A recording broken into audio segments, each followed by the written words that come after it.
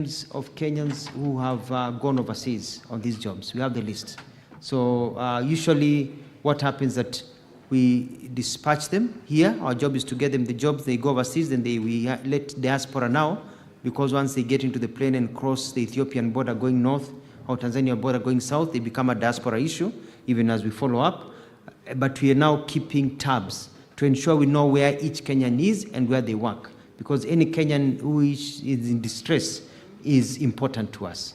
And I can also ask my senior and brother Musalia Mudavadi, PCS, to provide that information. On the issue of our responsibility to also compensate, I think that's an issue that Parliament can engage in and bring it up as an issue, and so that it can also be budgeted for, and with proper research. So it can be budgeted for and money is put aside for that form of compensation by the Kenyan government. But in the meantime, we are going to push for them to get their rights from the United States and other areas where they should be paid. I submit, Madam Speaker. Senator Cherarke, your second supplementary question, please. Thank you, Madam Speaker. My final question to the CS. Bwana CS, there are ladies who have given birth in Saudi Arabia, popularly known as Kadamas, who have stranded children, and they cannot come back to the country because there is perception that it is child trafficking, yet DNA has been done to confirm that it belongs to them. What is the ministry doing to ensure that they are able, through the diaspora department, that they are able to come back home without having those restrictions from that country? I thank you, Madam Speaker. CS. Thank you very much. When I was in Saudi Arabia, I met families. I met a lot of single mothers with children born in Saudi Arabia. And I engaged the Saudi Arabian government, and they said that because of the issue of child trafficking, they cannot just allow a mother to just take a child and say, this is my child, and come home. Because they realize very quickly, a girl is coming home, another girl says, chukua huyu mtoto pelekea mama yangu. And the child never reaches, or it becomes like child trafficking program. Therefore, we agreed, and they have instituted a DNA system. So the mother undergoes a DNA with the child, and there's verification that this is actually your child. And then a permit is given for you to travel with that child and leave the country. Basically, they are protecting so that a mother doesn't wake up and say, my child is missing. And you look for that child, unakuta lingia ndege, na Mkenya, ama Muganda, ama another person from an African country, Nigeria, Tanzania, anywhere, na ameenda. And walisema na mtoto wao. So it's also protecting our children who are born in those countries, so that the mother knows that my child, hata akipatikana kwa barabara, hata toroshwa, apelekwe nchi ingine akauzwe huko, because a DNA will need to be done. So we worked on that, and now we have safe houses that are continuing being set up, so that when a mother is in distress, a child is in distress, there's a safe house where you can actually go and say, that is my child. That is, so there's an organized system to protect them. Finally, I'd like to say that, Madam Speaker, with your permission, I believe that the documents are already on your table that Senator Cherarke was asking about, that saying that we are not tabled. I think they have been found within the system over here. I submit. Thank you, Madam Speaker. Senator.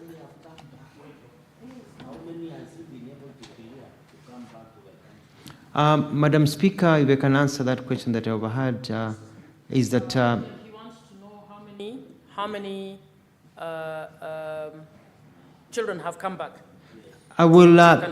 Yes, as I said, that is the forte of the State Department for Diaspora, which is under Honorable Musalia Mudavadi, because they are being processed overseas, and they are the ones with the records from the Ministry of Migration, Overseas and Foreign Affairs. So they'll be in a better place to be able to answer that question. Thank you. Senator Onyonka, no, you can't. No. Was it a point of order or what? On what? Been provided. Senator Onyonka, I don't know how you would have a point of order on a list that we've not even discussed. Please let's move on. Madam Chair, the list has been tabled. Madam Chair, the list has been given, and that's what I'm saying.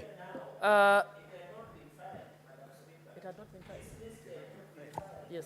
And the list doesn't have individuals, and it just has numbers, Madam. There is no information on this thing. Senator Cherarke, do you want to just speak to the list quickly?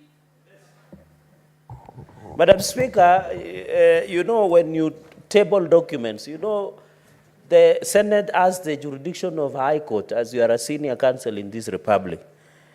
The CS had said in answer that he had attached the list, but what he has done, he has given us numbers. We don't know who these are. He has tried in this country, so can we get a detailed list of what my question required, Madam Speaker, and I'll be grateful. I thank you. CS, we expect that you will submit the list as was expected in the question. So kindly ensure that that happens. Please confirm that you will do that. Okay. We are requesting that the list be provided in the proper format. A list is not just numbers. So we are requesting that that happens within the next 2 days. Should be submitted. Can we now move on to the CS's next question by Senator Wakoli? Yeah. Senator Halwale. Thank you, Madam Speaker. Madam Speaker, as you'll notice on your list there are a lot of interventions for people who want to ask further supplementary questions. Secondly, you have seen so far the answers provided are not adequate.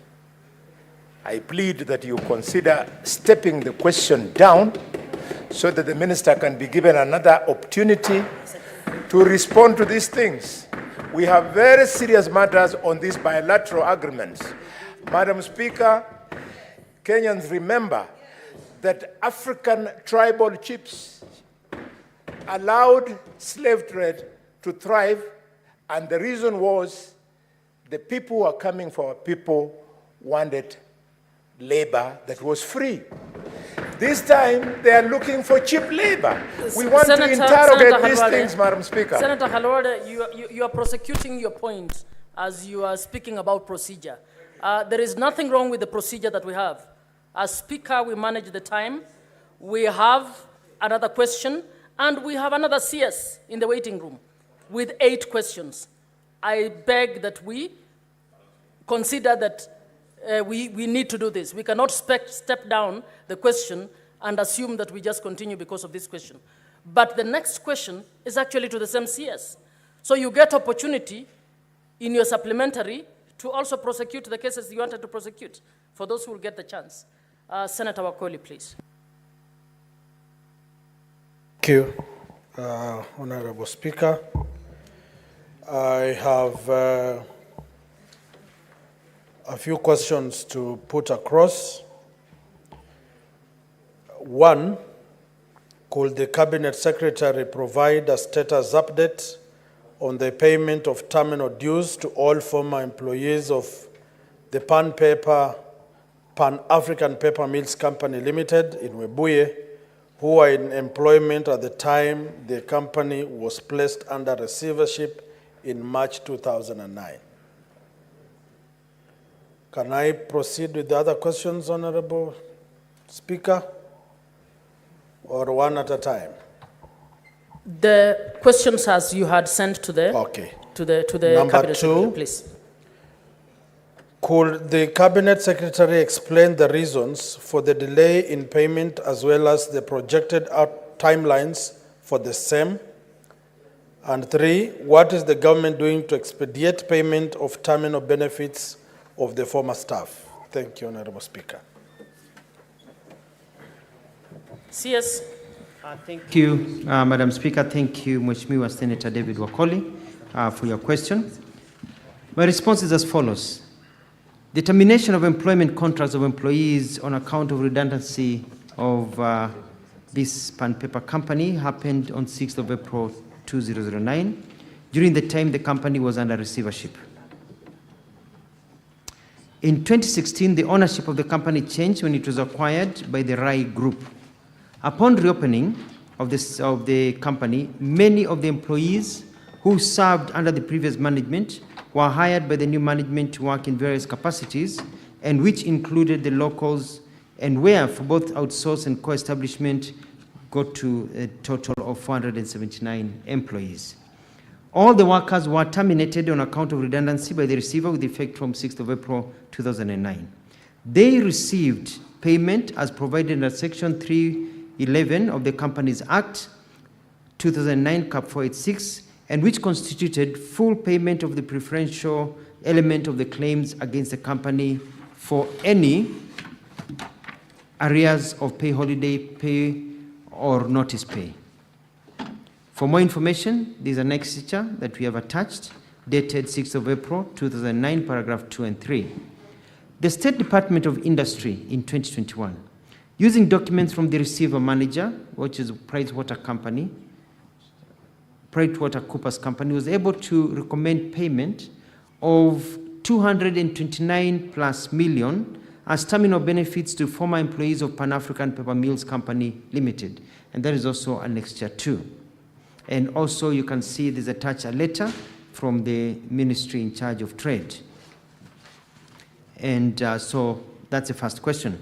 On the second question, whether the delay on payments, why have they been there, and the reason is as follows.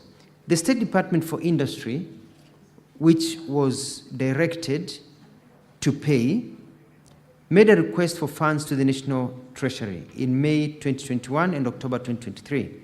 In November 2023, just a year ago, the National Treasury requested the State Department for Industry to prioritize these funds in this new financial year and the next financial year in the sector working groups. However, due to the budget ceilings at the sector working group for financial year 2024-2025, the amount to be paid to the former employees could not be covered.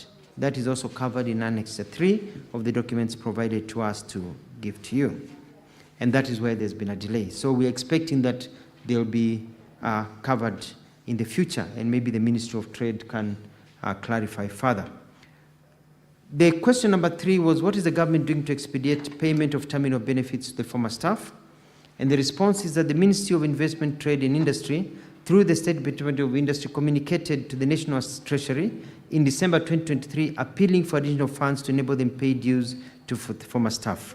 And I want to say that, Senator Wakoli, this is a very good question, timely, because as a result of this question, this issue is now alive, and we've been able to talk to the Department of Trade, and so the file has moved up, and I believe they're working on it.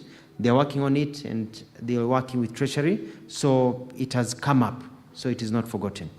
I submit, Madam Senator. Senator Wakoli, you have 2 more supplementary questions. Do you want to ask them now, or do you want to give an opportunity to other members first? Or do you want to ask one now and one later? But Chair, I can give members an opportunity to ask.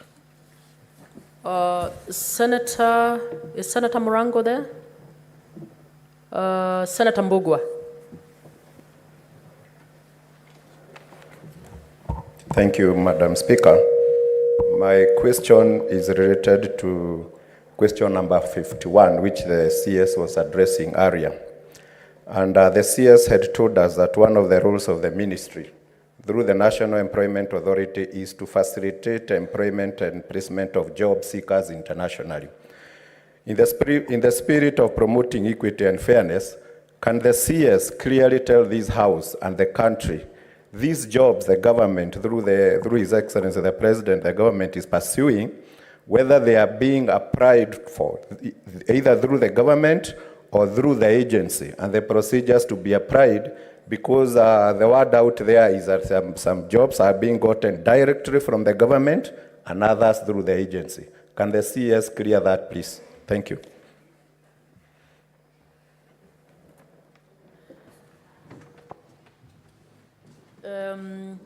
Honorable members, actually the CS is supposed to be answering supplementaries in respect of this other question.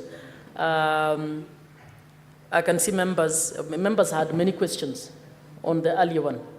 So I'll allow a quick response to that. Thank you, Madam Speaker. Just very quickly, and it's also good for the country to know that the system works this way. There are jobs